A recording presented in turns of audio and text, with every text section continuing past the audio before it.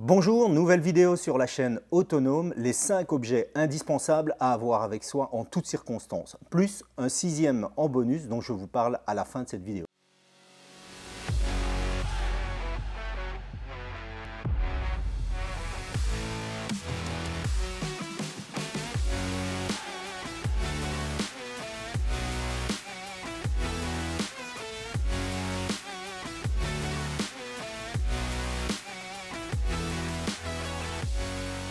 Ceux qui me suivent ou qui me lisent régulièrement savent que je suis amené à partir fréquemment en mission ou en expédition à l'autre bout du monde et j'emmène toujours systématiquement 5 objets, plus le sixième dont je vous ai parlé, avec moi.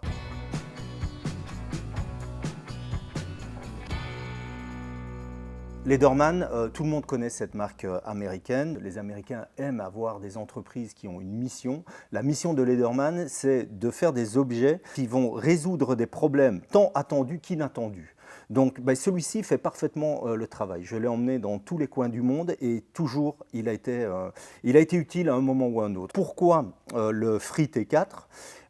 Parce que c'est un petit couteau avec une lame relativement courte qui est très pratique, très ergonomique. La lame fait moins de 6 cm et le couteau en lui-même fait moins de 120 grammes. Donc moi, il est tout le temps dans ma poche grâce à son clip de poche qui est fourni de série. Il est dans ma poche, il dépasse très peu de la poche, donc ça c'est quelque chose d'appréciable. Quand on a un crochet de poche qui est plus bas comme sur certains modèles, on voit là une partie du couteau et ça c'est quelque chose qui me dérange parce qu'on perd en discrétion. Donc il contient une paire de ciseaux, il contient une lame, il contient les classiques, un tournevis cruciforme, un tournevis droit.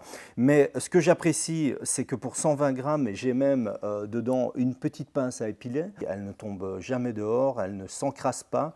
Ils ont également fait un système qui permet de ne plus se casser, s'abîmer les ongles pour ouvrir les lames. Et le système de lock, donc de verrouillage de l'outil, est vraiment bien agencé, très ergonomique et pratique. Même dans le désert avec le sable, cette partie ne s'est jamais encrassée, n'a jamais fait défaut sur le mien.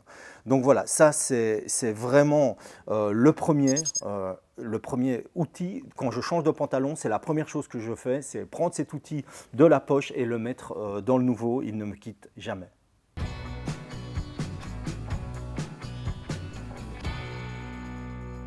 Alors, deuxième objet que j'emporte toujours avec moi, dans la poche cargo ou dans la poche de ma veste si je n'ai pas de poche cargo, c'est un stylo tactique. Ici, c'est un Smith & Wesson. On connaît tous la qualité des produits Smith & Wesson, je parle au niveau armement notamment, mais également au niveau de la coutellerie.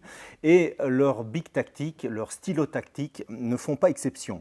Alors, c'est pas bon marché, c'est aux alentours de 30 €. Il y en a des beaucoup moins chers. On peut trouver un stylo tactique à partir de 15 €. Mais quand vous avez les deux en main, vous comprenez réellement pourquoi il y en a un qui coûte plus cher que l'autre. Le stylo tactique ici de Smith & Wesson est assez lourd. Il est très robuste. Il est fait dans un aluminium renforcé et c'est vraiment un bon produit. Alors évidemment, c'est un stylo, ça sert à écrire.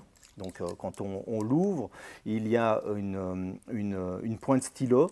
Quand vous refermez le stylo, il est étanche. Donc en réalité, même s'il tombe dans l'eau, même sous la pluie, on continue à pouvoir écrire avec. Alors ça peut paraître un détail d'avoir un stylo tactique et de vouloir absolument écrire avec, mais non, avoir un bic sur soi, c'est évidemment un objet qui peut être utile. Remplir un document, noter un numéro de téléphone, peu importe, une information. Mais évidemment, c'est un stylo tactique, donc il ne fait pas qu'écrire.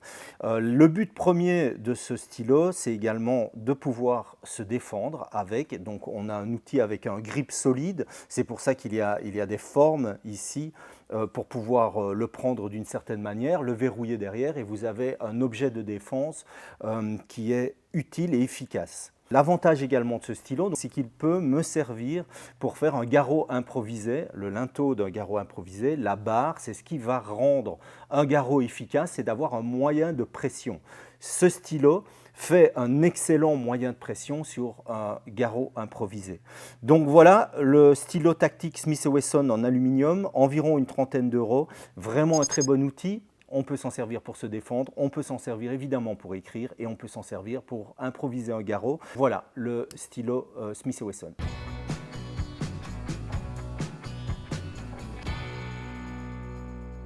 S'il y a bien un objet que j'ai dans ma poche et que j'utilise tous les jours, c'est cette mini lampe Nightcore Tube V2. S'il y a bien une révolution dans la technologie du matériel, de l'équipement individuel, c'est dans les lampes. L'apparition des LED et des batteries au lithium ont révolutionné ce secteur. Et cette lampe est rechargeable avec un mini câble USB et quand elle est rechargée, avec moins de 10 grammes, elle va permettre une soixantaine d'heures d'éclairage à 1 lumen. Entre 1 heure et 2 heures à une soixantaine de lumens. Pour moins de 10 grammes, vous avez à tout moment un éclairage pour retrouver quelque chose qui est tombé dans le fond de la voiture, pour éclairer une serrure quand vous rentrez tard le soir, pour retirer une crasse dans l'œil. Ça, plus la pince épilée de mon Leatherman, plus les ciseaux, j'ai déjà fait certaines interventions de premier secours, rien qu'avec avec ces outils-là. Pourquoi Nightcore? Parce que également c'est une société américaine, ils font des lampes depuis plus de 40 ans, c'est très solide, c'est robuste. Elles sont en plastique mais c'est vraiment quelque chose de solide. La mienne, j'ai déjà roulé dessus par accident et elle est restée intacte. Donc c'est vraiment du bon matériel, c'est à avoir tout le temps avec soi, ça dépanne tous les jours, dans le quotidien comme dans l'aventure la plus extrême.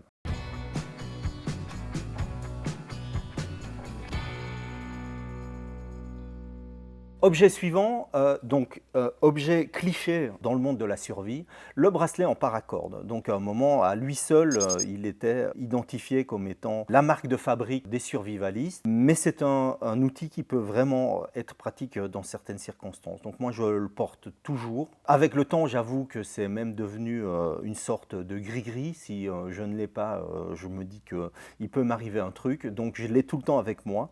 Il en existe aujourd'hui différents modèles. Le mien est un modèle tout simple, ça coûte une dizaine d'euros. Il contient une quinzaine de mètres de paracorde, cette corde en nylon avec une âme renforcée. Mais évidemment, l'utilisation d'une corde, 15 mètres de corde, elle est aussi variée que toutes les choses qu'on pourrait avoir à nouer ensemble. Par exemple, un brancard de fortune, réparer éventuellement en randonnée un lacet de marche ou une bretelle de sac à dos, peu importe. Aujourd'hui, ce produit il a été décliné dans plein d'autres versions. Il y a des marques qui en proposent avec des attaches un peu plus sophistiquées sur lesquelles on tire, il y a une lame qui apparaît. Moi, ça c'est quelque chose avec lequel j'ai peut-être un peu plus de mal, l'idée d'avoir une lame près de mon poignet, même si les systèmes, je les ai eus en main, sont vraiment bien verrouillés avec un clip de sécurité, mais je suis moins fan. J'en ai vu également avec à l'intérieur, il y a un passage, elles sont tressées d'une manière à permettre le passage d'une scie câble. Voilà, moi je ne vois pas vraiment l'utilité dans mon utilisation et dans ma vie. Donc ça c'est une dizaine d'euros. Les plus sophistiqués dont je vous parle sont entre 20 et 35 euros. Donc c'est déjà un autre budget. Donc voilà, le bracelet paracorde, à la fois un objet potentiellement utile pour me dépanner, pour survivre si la situation l'imposait, mais également avec le temps devenu un objet porte-bonheur pour moi.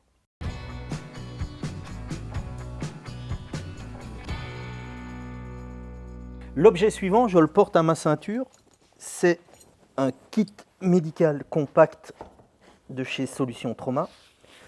Il est toujours à ma ceinture, donc vous pouvez voir que c'est un kit relativement plat, peu encombrant.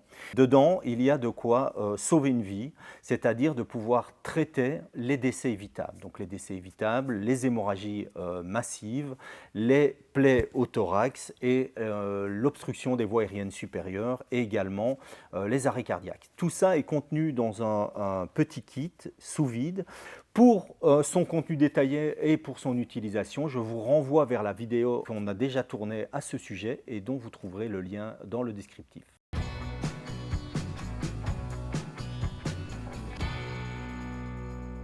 En introduction, je vous avais parlé d'un sixième objet, un objet bonus, puisqu'effectivement, quand on m'a demandé de citer les 5 objets que j'emportais tout le temps avec moi, rapidement, j'ai listé ce que j'avais sur moi et que j'emportais systématiquement, et j'arrivais à 6. Donc le sixième, c'est cette trotteuse. Comme je l'ai dit et comme la plupart d'entre vous le savent, je suis médic. C'est une des premières choses que je vais faire quand je vais arriver auprès d'un blessé ou auprès d'un malade, c'est prendre son pouls, le compter sur 15 ou 30 secondes, et pour ça, j'ai besoin d'une montre. Alors, c'est un objet qui est réellement passé de mode depuis l'invasion des téléphones portables, qui nous servent à tout, mais l'avantage avec une trotteuse, celle-ci c'est un modèle russe, qui fonctionne sans pile, elle fonctionne au balancement de mon bras, donc il n'y a jamais besoin ni de la remonter, ni de changer la pile, c'est que l'heure, vous l'avez toujours. Tandis qu'un téléphone, de par moment, il peut fatalement se décharger.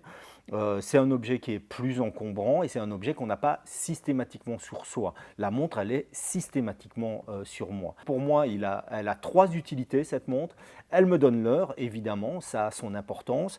Elle me permet de poser certains gestes médicaux, mais aussi on peut en situation de survie s'orienter. Donc ça, c'est mon objet bonus que j'emporte toujours partout avec moi.